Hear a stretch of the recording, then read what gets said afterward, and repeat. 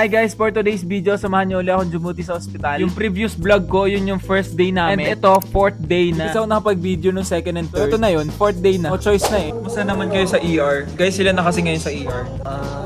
Masaya doon, nagsalo ko ng tayo.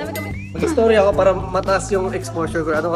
Binuhat ko yung patient namin na magwawala siya sa ER. So, kailangan ko siyang yakapin, i-comfort.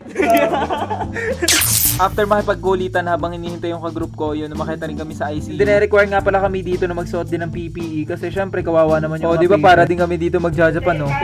Dito naman sa ICU talagang importante yung monitoring ng patient. Every 30 minutes yung vital signs namin dito. Tapos natulong din kami pag nagbibigay ng mga gamot. Nagpapakain din kami dito ng mga patient through NGT. Nag-observe din kami sa mga nagra-rounds na doktor.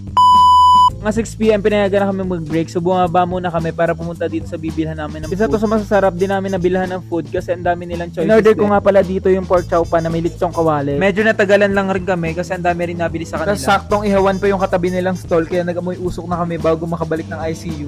Nga pala guys, ito nga pala nung second day namin ng duty. Sa labas rin kami kumain ito, nagpares kasi sobrang solid din ng pares na to, mainit-init pa. Balik tayo sa duty namin. Mga 10 PM pinalabas na rin kami kasi sobrang lakas din ng ulan. Buti na lang talaga may dala rin ng payong. Yun lang, bye.